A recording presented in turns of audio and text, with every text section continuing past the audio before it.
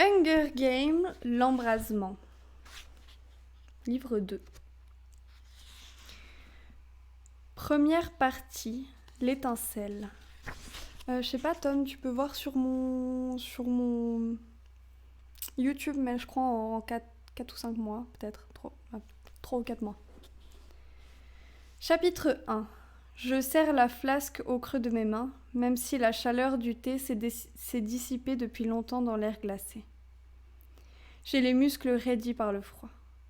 Si une meute de chiens sauvages me tombait dessus en cet instant, il y aurait peu de chances que je réussisse à grimper à temps dans un arbre. Je ferais mieux de me lever, de marcher un peu et de me dégourdir les jambes. Mais je reste immobile, assis sur cette pierre, face à l'aube qui éclaire peu à peu la forêt. On ne peut pas lutter contre le cycle du soleil.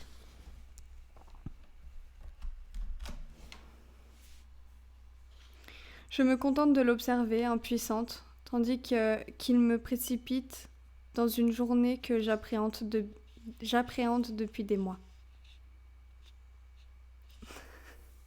Ma bouche. À midi, tout le monde débarquera chez moi, au village des vainqueurs. Journalistes et caméramans seront venus en force du Capitole. Il y aura même Effie Trinket, mon ancienne hôtesse. Je me demande si elle aura toujours la même perruque rose ou si elle aura choisi une autre couleur tout aussi ridicule pour notre tournée de la victoire.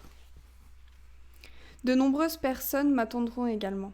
Du personnel qui sera aux petits soins pendant toute la durée du voyage, une équipe de préparation pour me pomponner lors de mes apparitions publiques, et mon styliste et ami, Sina, le créateur de ces tenues à couper le souffle qui m'ont tout de suite valu l'attention du public dans les Hunger Games. Salut Slydro. Si cela ne tenait qu'à moi, j'essaierais d'oublier complètement les jeux. Je n'en parlerai plus jamais, comme si tout cela n'avait été qu'un mauvais rêve. Mais c'est impossible à cause de la tournée de la victoire qui se déroule traditionnellement à mi-chemin entre 2 éditions des jeux. C'est une manière pour le Capitole de raviver et d'alimenter l'horreur des Hunger Games au sein des districts. Non seulement il se rappelle à nous chaque année, mais on nous oblige en plus à célébrer l'événement. Et cette fois-ci, je suis la reine de la fête. Je vais devoir voyager d'un district à l'autre, recevoir des acclamations de foules secrètement hostiles, contempler le visage des familles dont j'ai tué les enfants. Ça va et toi, Slydro? Comme le soleil persiste à monter dans le ciel, je décide de me lever enfin. Toutes mes articulations protestent. Ma jambe gauche est restée engourdie si longtemps que la circulation sanguine met plusieurs minutes à se rétablir. Je suis dans les bois depuis 3 heures, mais faute d'avoir vraiment chassé, je risque de rentrer bredouille. Cela n'a plus d'importance pour ma mère, ni pour ma petite sœur, Prime. Elles ont les moyens d'acheter de la viande chez le boucher à présent, même si nous aimons toujours autant le gibier. Mais mon ami Gale Hathorn, il a un nom maintenant, et sa famille ont besoin de se nourrir. Pas question de les laisser tomber. J'entame le circuit d'une demi-heure le long de notre ligne de collets. Mais quand nous étions à l'école, nous consacrions notre après-midi à chasser, à relever nos pièges et à cueillir des fruits. Et il nous restait encore assez de temps pour rentrer, faire un peu de troc en ville. Mais maintenant que Gale travaille dans les mines de charbon et que je n'ai plus rien d'autre à faire de mes journées, je m'en charge seule.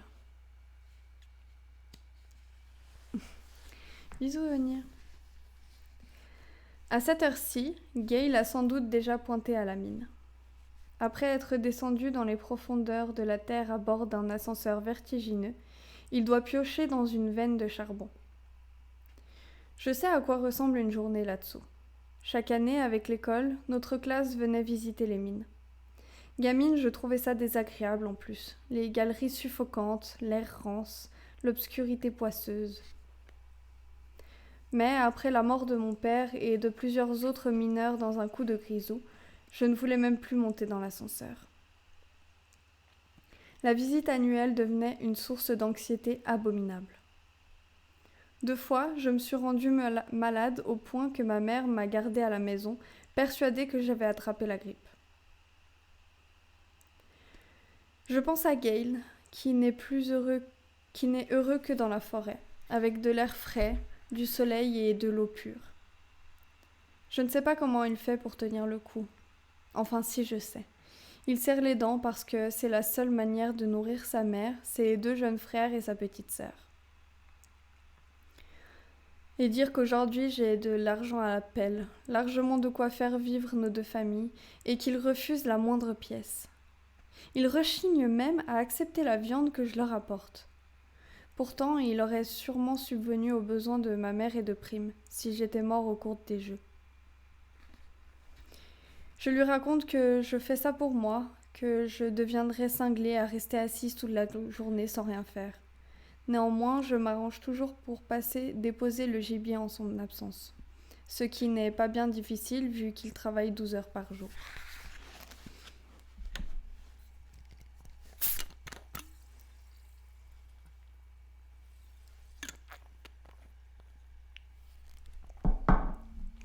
Merci Babouche. Je ne le vois que les dimanches, quand nous nous retrouvons dans la forêt pour chasser ensemble.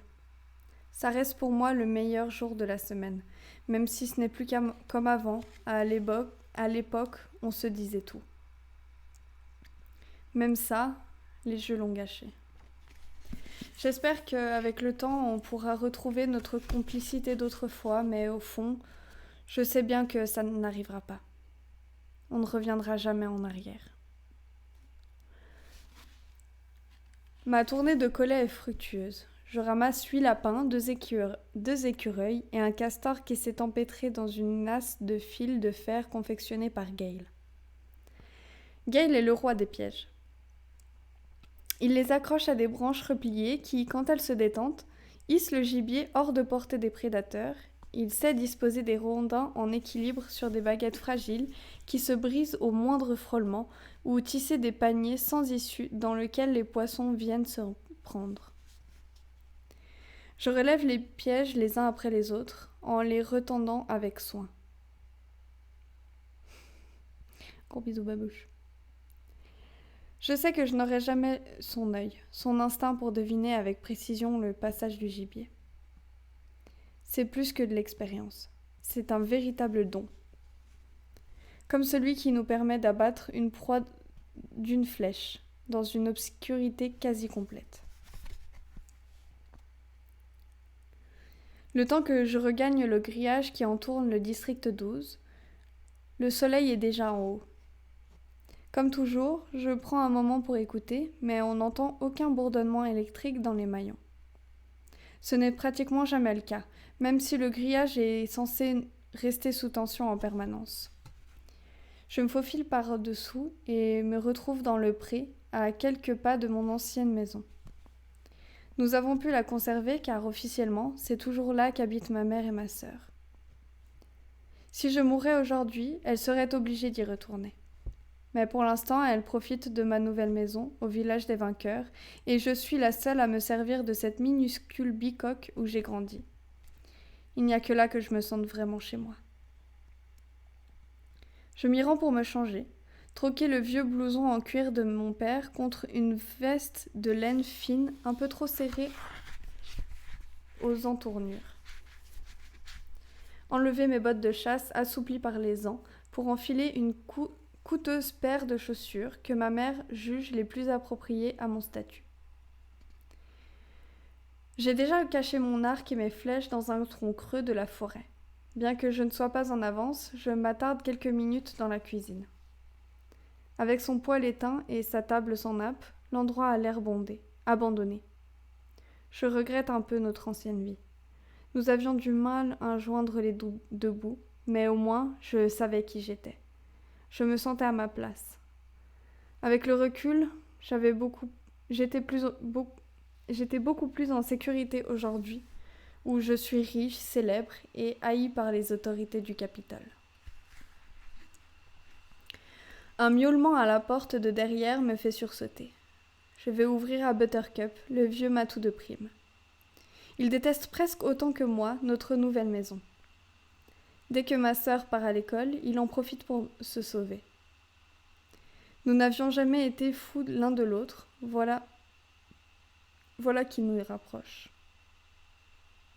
Je le laisse entrer, je lui tends un bout de lard de castor, et je le caresse même un moment entre les oreilles. « Tu es vraiment vilain, tu sais » dis-je. Buttercup quémande encore quelques caresses, mais il faut qu'on parte. Allez, amène-toi. Je l'attrape sous le ventre, saisis ma gibecière et sors de la maison. Le chat m'échappe et disparaît sous un buisson. Mes chaussures me font mal aux pieds tandis que je m'éloigne le long de la rue charbonneuse. En coupant par les ruelles et les arrière-cours, j'arrive chez Gail en quelques minutes. Sa mère, Hazel, m'aperçoit par la fenêtre. Elle est penchée au-dessus de l'évier de la cuisine. Elle s'essuie les mains sur son tablier et vient m'ouvrir la porte.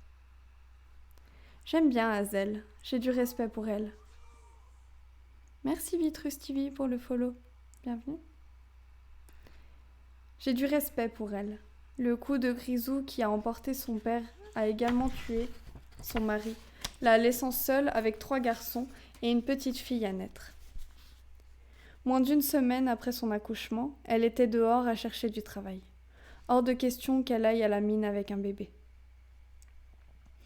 Elle a convaincu certains commerçants fortunés de lui confier leur lessive. À 14 ans, Gail, l'aîné de ses fils, est devenu le principal soutien de sa famille. Il avait pris des tesserae qui lui rapportaient un peu de blé et d'huile en échange d'inscriptions supplémentaires au tirage au sort de la moisson. Sans compter qu'à l'époque, c'était déjà un excellent chasseur. Mais tout ça n'aura pas suffi à faire vivre une famille de 5 personnes si Hazel n'avait pas résolu de s'user les doigts jusqu'à l'os sur sa planche à laver.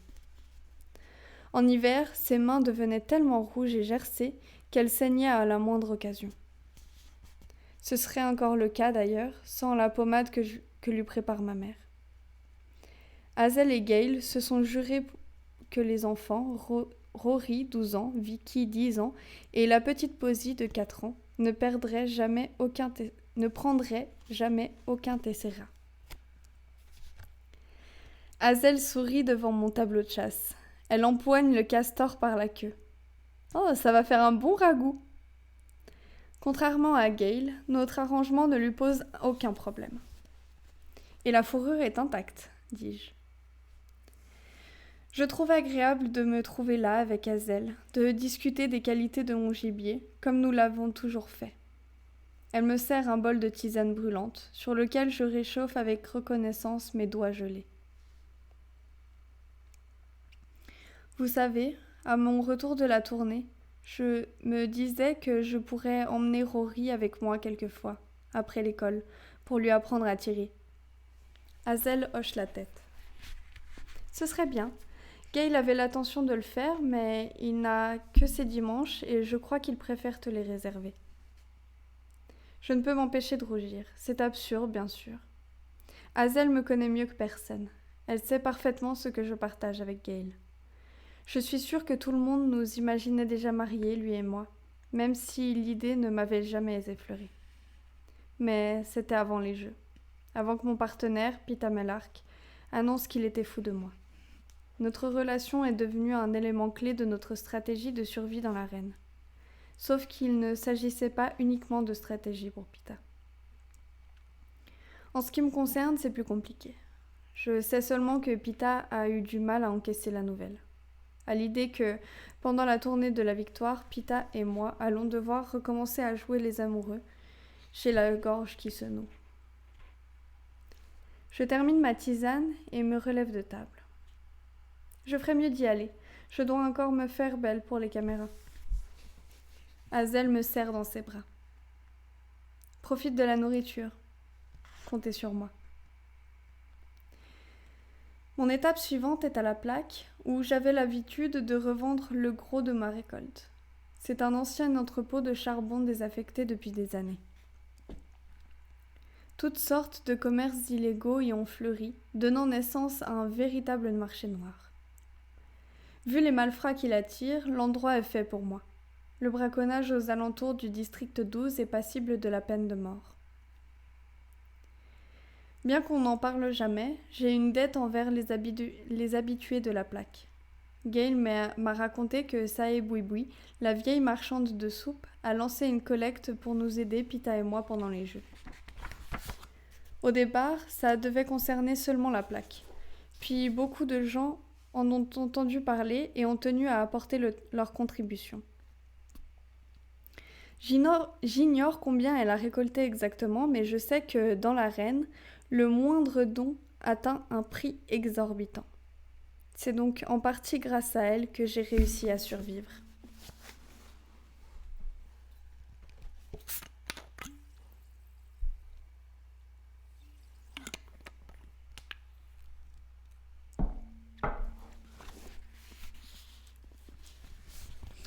J'éprouve toujours une curieuse sensation à la poussée de la porte de l'entrepôt avec une gibecière vide, sans rien à négocier et le poids de ma bourse pleine contre ma hanche. J'essaye de m'arrêter à tous les stands, de répartir mes achats de café, de petits pains, d'œufs, de fil ou d'huile. Mais dans la foulée, j'achète aussi 3 bouteilles d'alcool blanc à une manchotte du nom de Reaper, une victime d'un accident de la mine qui a eu la jugeote de se reconvertir dans le commerce.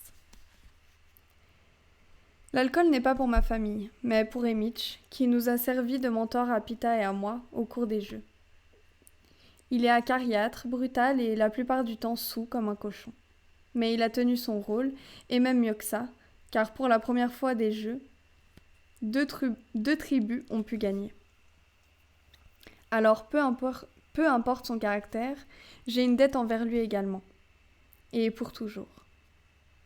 Je pense à lui parce qu'il y a 2 semaines, il est tombé à court d'alcool et n'a pu s'en procurer nulle part. Je l'ai vu en manque. Il tremblait, il hurlait de terreur devant des monstres invisibles. Il a flanqué la frousse à prime et franchement, ce n'était pas drôle pour moi non plus de les découvrir dans cet état. Alors, depuis, je me constitue une petite réserve en prévision de la prochaine pénurie. Cray, notre chef des pacificateurs, fronce les sourcils en me voyant avec mes bouteilles. C'est un homme entre 2 âges, avec quelques mèches grisonnantes plaquées sur le côté de son visage rougeau.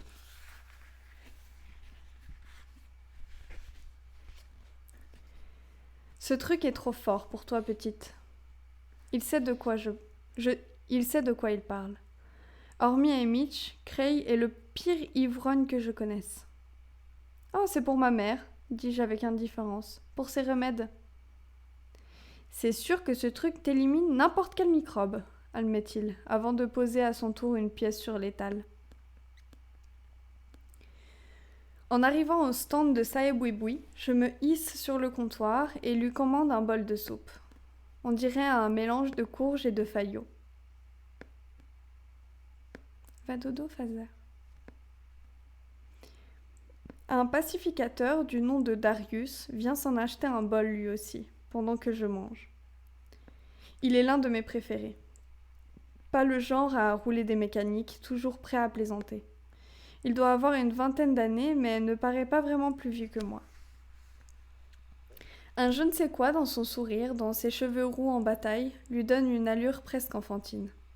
« Tu n'as pas un train à prendre ?» me demande-t-il. « Si, on passe me chercher à midi. »« Tu vas vraiment y aller comme ça ?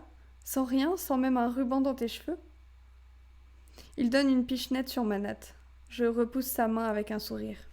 « Oh, ne vous en faites pas. Oh, ne vous en faites pas. Quand ils en auront fini avec moi, je serai méconnaissable. »« Bien, » approuve-t-il. « Pas question de faire honte au district, mademoiselle Everdeen, d'accord ?» Il secoue la tête avec une commisération feinte, puis part rejoindre ses amis. « Vous me penserez à rapporter ce bol ?» lui lance Sae-Bui-Bui en rigolant. Elle se tourne vers moi. « Gail t'accompagne à la gare ? » Non, il ne figure pas sur la liste, mais je l'ai vu dimanche. « Tiens, je croyais qu'on l'aurait inscrit automatiquement, vu que c'est ton cousin. me dit-elle avec un clin d'œil. Pourquoi tu dis ça, babouche? Encore un mensonge concocté par le Capitole. Voilà, voyant Pita et moi rester parmi les 8 derniers dans les Hunger Games, des journalistes sont venus tourner un reportage sur nous. Bonsoir, Velux. Quand ils ont voulu rencontrer mes amis, tout le monde les a adressés à Gale.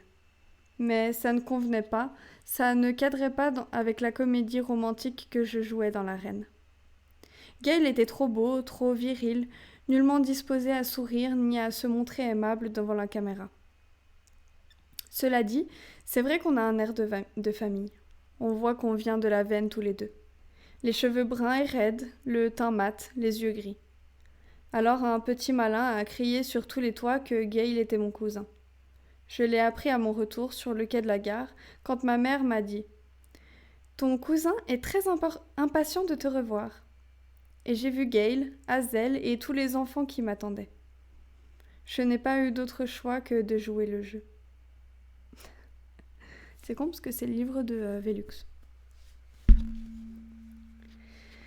Saïboui sait que nous n'avons aucun lien de parenté, mais d'autres qui nous connaissaient pourtant depuis des années semblent l'avoir oublié. Vivement que tout ça se termine, je murmure. Je te comprends, compatit Saïboui, mais tu ne peux pas y échapper. Autant ne pas te mettre en retard. Une neige légère commence à tomber, tandis que je prends la direction du village des vainqueurs. Il se dresse à 600 mètres à peine de la grande place, mais on dirait qu'il fait partie d'une autre planète. C'est un quartier distinct, bâti autour d'une pelouse verdoyante, avec des massifs de fleurs. Salut, Super Saiyan. Il compte 12 maisons, 10 fois plus grandes que celle dans laquelle j'ai grandi. 9 sont vides depuis toujours. Les 3 autres sont occupées par Emich, Pita et moi. Une atmosphère chaleureuse se dégage des maisons habitées par ma famille et celle de Pita. On voit de la lumière aux fenêtres, de la fumée sortir de la cheminée, des épis de maïs peints de couleurs vives accrochés à la porte en guise de décoration pour la fête des récoltes. En revanche, malgré le travail des jardiniers, un sentiment d'abandon et de négligence suinte de la maison des Mitch. Tu dis moi, Super Saiyan ? Je marque une courte pause sur son seuil. Pour me préparer à ce qui m'attend, puis j'entre. Salut Guy, Ravioli. Non, je peux pas recommencer. Par contre, vous avez les épisodes sur YouTube, !YT, si vous voulez tout reprendre.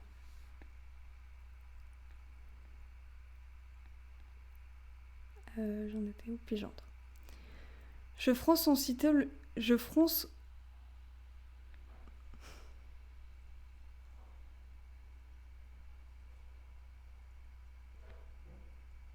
Merci, babouche. Je fronce aussitôt le nez de dégoût. Et Mitch refuse de prendre une femme de ménage et lui-même ne manie pas le balai bien souvent. Au fil des ans, la puanteur est devenue effroyable. Un mélange d'alcool et de vomi, de choux bouillis, de viande brûlée, de linge sale et de crottes de souris. C'est Hunger Games. J'en ai les larmes aux yeux. Je marche sur des papiers d'emballage, des débris de verre et des os de poulet jusqu'à la pièce où je suis sûre de trouver Emich. Il est assis dans la cuisine, les bras en croix sur la table, le nez dans une flaque d'alcool, en train de ronfler. Je lui secoue l'épaule. « Debout !» dis-je d'une voix puissante. J'ai appris qu'il n'existe aucun moyen plus délicat de le réveiller. Ses ronflements s'interrompent brièvement avant de reprendre de plus belle. Je le secoue plus fort. « Allez, Mitch, c'est le jour de la tournée !» J'ouvre la fenêtre à moitié bloquée et je respire l'air frais à plein poumon. Du bout du pied, je fouille parmi les détritus qui jonchent le sol. Je finis par dégager une cafetière en fer blanc que je remplis à l'évier.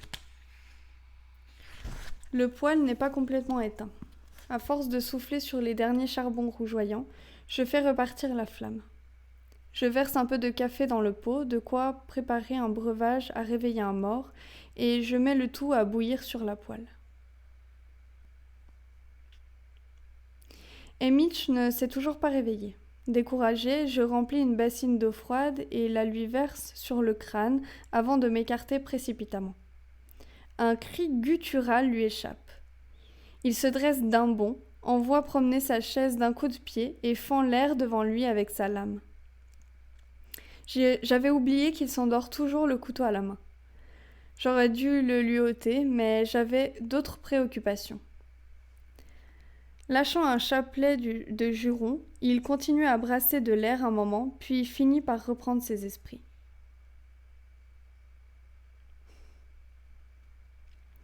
Il s'essuie le visage avec sa manche et se tourne vers moi, perché sur l'appui de la fenêtre, prêt à m'enfuir au cas où. Oui, super, Sayan, parce que j'enregistre et que, tu vois, il y a des gens qui sont là pour dormir, donc je peux pas m'arrêter toutes les 5 minutes pour lire tes blagues qu'on m'a déjà faites, d'ailleurs. « Qu'est-ce que tu fiches ici ?» bredouille-t-il. « Vous m'avez demandé de vous réveiller 1 heure avant l'arrivée des journalistes. » « Non, Fazer, t'inquiète. »« Hein ? C'est vous qui avez insisté. » Il semble retrouver la mémoire. « Oui, mais c'est du troll gentil. » Bon, ça va.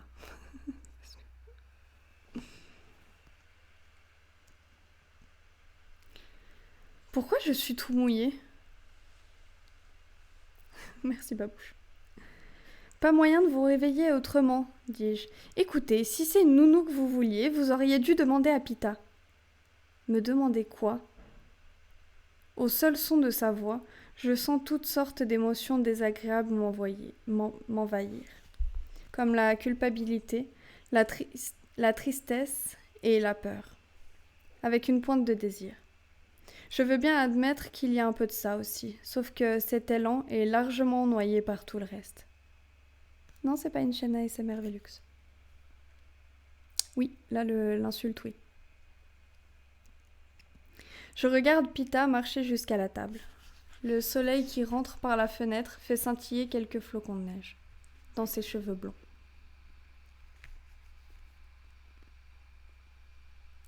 Il est en pleine forme, sans rien de commun avec le garçon amaigri et brûlant de fièvre que j'ai connu dans l'arène. On remarque à peine qu'il boite. Il pose une grosse miche de pain fraîche sur la table et tend la main à Emic.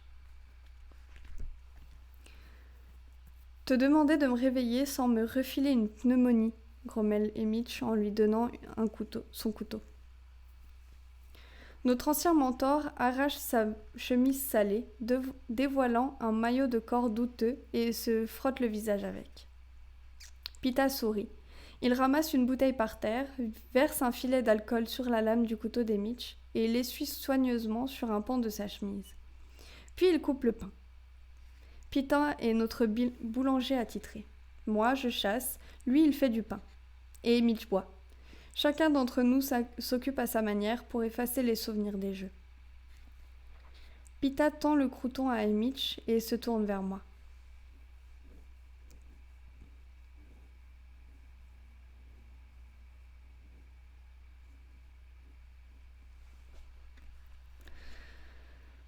Tu en veux un morceau ? Non merci, j'ai déjà mangé à la plaque. Je ne reconnais pas ma voix tellement elle est guindée. Comme chaque fois que je m'adresse à Pita, depuis que les caméras ont cessé de filmer notre retour heureux et que nous avons pu reprendre le cours de notre vie.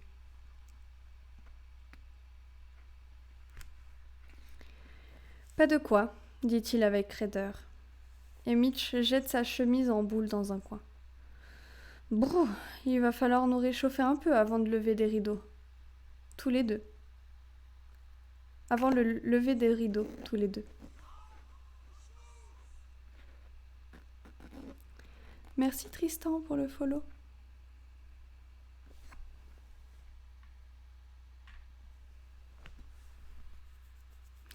Il a raison, bien sûr. Le public s'attend à retrouver le couple amoureux qui a remporté le Hunger Game. Et non deux étrangers qui peuvent à peine se regarder en face. Mais tout ce que je trouve à dire, c'est... Vous devriez prendre un bain, Mitch.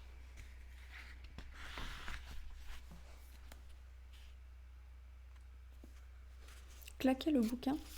Genre comme ça. Il y a d'autres choses des fois, Velux.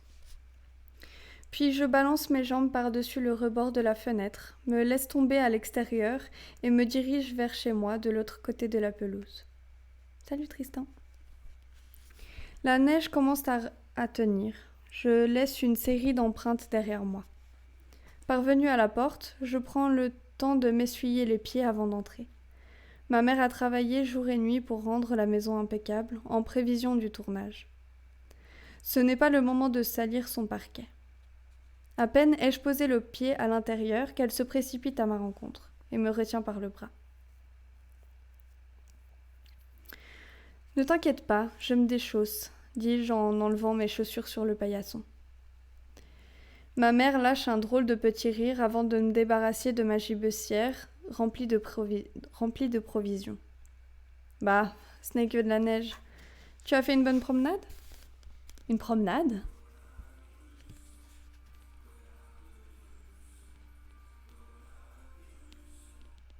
Merci pour le follow, Velux Deluxe. Elle sait pourtant que j'ai passé une partie de la nuit dans la forêt. C'est alors que j'aperçois l'homme debout dans l'embrasure de la porte de la cuisine. Un seul coup d'œil à son costume, fait sur mesure, à ses traits ciselés par la chirurgie, m'indique qu'il est du Capitole. Il y a un problème. J'ai failli me rompre le cou. C'est une vraie patinoire dehors. Tu as de la visite, m'annonce ma mère. Son visage est livide et sa voix trahit une anxiété mal dissimulée. Je fis mine de ne rien remarquer. Je croyais qu'il n'arrivait pas avant midi. Est-ce que Sina est venue en avance pour m'aider à me préparer ? Non, Katniss, c'est... commence ma mère. Par ici, s'il vous plaît, mademoiselle Edwardine, l'interrompt l'homme. Il me fait signe de le précéder dans le couloir. C'est un peu curieux de se faire commander comme ça chez soi, mais je préfère garder mes commentaires pour moi. Au passage, j'adresse un petit sourire rassurant à ma mère. Ne t'inquiète pas, probablement des instructions de dernière minute pour la tournée. On m'a déjà envoyé toutes sortes de documents concernant notre itinéraire, ainsi que le protocole à respecter dans chaque district. Mais tout en me dirigeant vers la porte du bureau, que je vois fermée pour la première fois, je sens mon esprit s'emballer. Qui est là ? Que me veut-on ? Pourquoi ma mère est-elle aussi pâle ? Entrez, me dit l'homme du Capitole qui m'a suivi dans le couloir. Je tourne la poignée en laiton et j'entre. Mes narines hument des senteurs contradictoires de rose et de sang. Un petit homme aux cheveux blancs, à l'allure vaguement familière, est penché sur un livre. Il lève le doigt, comme pour dire « accorde-moi une minute ». Puis il se retourne vers moi et me fige sur place. Je reste pétrifiée sous le regard de serpent du président Snow.